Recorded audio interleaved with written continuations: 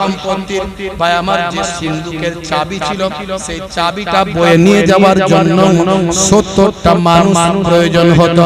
চাবিটাকে বয়ে নিয়ে যাওয়ার জন্য 70টা মানুষের প্রয়োজন হতো।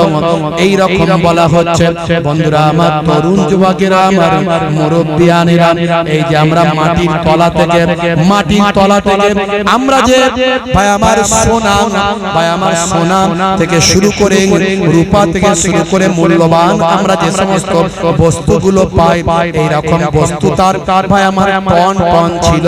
শুধু তাই নয়, যত আমরা সমুদ্রের তলা থেকে আমরা যে সম্পদগুলো পাই, হিরে হীরা মণি মুক্তা যা কিছু পাই, হে তরুণ যুবকেরা, প্রবাল থেকে শুরু করে যত পাই, এই রকম তার টন টন পারাচার ছিল।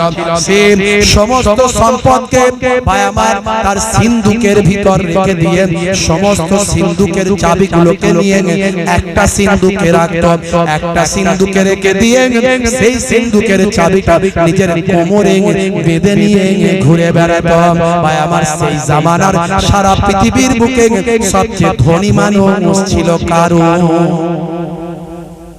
সবচেয়ে ধনী ভাইরা আমার, তরুণ যুবকেরা আমার, মুরব্বিয়ানেরা আমার, শুনে রেখে দিন, জেনে রেখে দিন মুসলমান, জওয়ান যুবকেরা আমার, মুরব্বিয়ানেরা আমার, আল্লাহর নবী আল্লাহর রাসূল হযরত মুসা কালিমুল্লাহ সেই সময় কারুনকে হেদায়েত করার চেষ্টা করেছিলেন। আমার আল্লাহ সূরা কাসাসের ভিতর আয়াত নাযিল করে কারুনের সম্পর্কে জানিয়ে দিয়েছেন। সূরা কাসাস আয়াত নাম্বার হলো 76।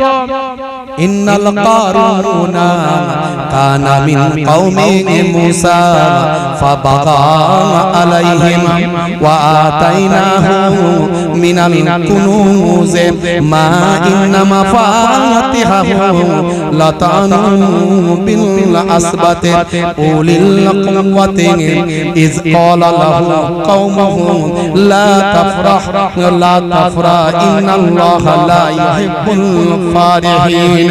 আমার আল্লাহ জানিয়ে দিয়েছেন কারণ ছিল মুসা সম্প্রদায় ভক্ত, কিন্তু সে তাদের প্রতি উদ্ধত আচরণ করেছিল। আমি তাকে এমন ধন ভান্ডার দিয়েছিলাম, তার চাবিগুলো বহন করার মাত্র একদল বলবান লোকের পক্ষে কষ্টকর ছিল। একদল বলবান লোকের জন্য তার চাবিটা বহন করা কষ্টকর ছিল। স্মরণ করো যখন তার সম্প্রদায় তাকে বলেছিল গর্ব করো না, আল্লাহ গর্বিতদের ভালোবাসেন না। ইন্নাল্লাহা লা ইউহিব্বুল ফারিহিন, নিশ্চয় আমার আল্লাহ গর্বিতদের ভালোবাসেন না।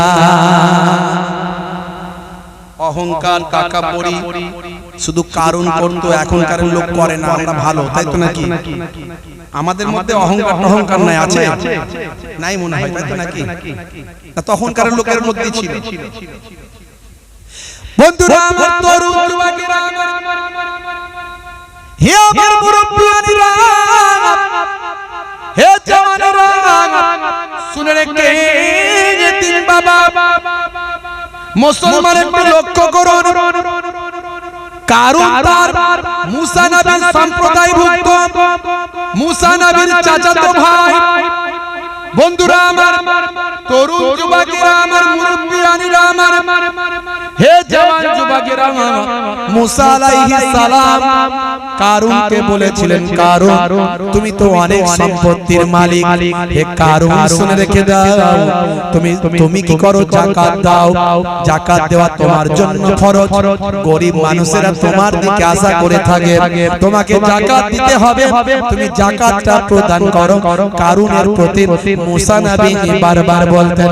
কারণ হলো এতটাই নিকৃষ্ট ব্যক্তি, এতটাই ভাই আমার, এতটাই কৃপণ ব্যক্তি, তার আর সম্পত্তি যা ছিল ভাই আমার কোটি কোটি কোটি কোটি বললে ভুল হবে ভাই আমার যার সম্পত্তির চাবিখানা বহন করার জন্য ভাই আমার একদল শক্তিশালী বলবান লোকের কথা আল্লাহ কোরআনে উল্লেখ করেছেন তার চাবি বহন করা একদল বলবান শক্তিশালী মানুষের জন্য বয়ে নিয়ে যাওয়া কষ্টকর এই কারণ কি করত সে মনে মনে ভাবতো আমার সম্পদ আমি আমার বুদ্ধি দিয়ে অর্জন করেছি তাই এই সম্পদের একটু আমি কাউকে দেব না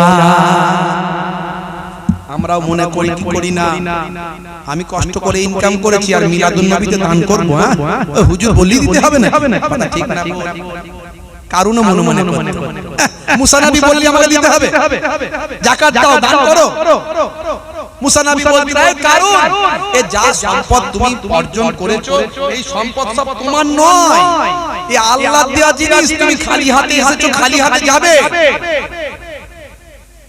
কারণ সব জানতো কিন্তু দিত না বুঝতে পারছো ভাইরা আমার তরুণ যুবকেরা আমার মুসা নবী বনি ইসরাইলের সম্প্রদায় সেই জামানার মানুষগুলোর উপর হিদায়াত করতে লাগলেন কিন্তু তারা মুসা নবীর কথা শুনলো না মুসা নবীর উপর জুলুম করতে লাগলো কারণ ছিল একজন গণ্যমান্য ব্যক্তি হে তরুণ যুবকেরা ফেরাউন নিজেকে খোদা বলেছিল আর ফেরাউনের পাশের চেয়ারটায় কারণ বসতো সে তার উজির ছিল কোরআনের কথা ভালো করে শুনে রাখুন তাফসীর বলছি আমি কোরআনের তাফসীরটা আপনাদেরকে শোনাচ্ছি 6666টা আয়াত কোরআনে আছে তার মধ্যে 500টা আয়াত হলো আদেশ আর নিষেধের বাকি 6166টা আয়াত হলো হিস্ট্রি অফ পাস্ট অতীতের ইতিহাস বন্ধুরা আমার মুসা কালিমুল্লাহ যখন তাদেরকে হেদায়েতের কথা বলতে লাগলো তারা দুনিয়াবি আরাম আয়েশের মধ্যে লিপ্ত ফেরাউনের মোহে তারা পড়ে আছে ফেরাউন তাদেরকে সুখ ভোগ দিয়েছে ভাই আমার সুখ শান্তি দিয়েছে নিজেকে খোদা বলে প্রচার করেছে তারা ফেরাউনকে খোদা বলে মানত এমন সময় মুসা কালিমুল্লাহ যখন ওই সমস্ত ফেরাউনের লোক লস্কর থেকে হেদায়েতের কথা বলল তারা মুসা নবীর কথা শুনল না আমার আল্লাহ নারাজ হয়ে গিয়ে এক মাস ব্যবধানে এক মাস ছাড়া ছাড়া কয়েকটা আযাব গজব তাদের উপর দান করলেন বন্ধুরা আমার তরুণ যুবকেরা আমার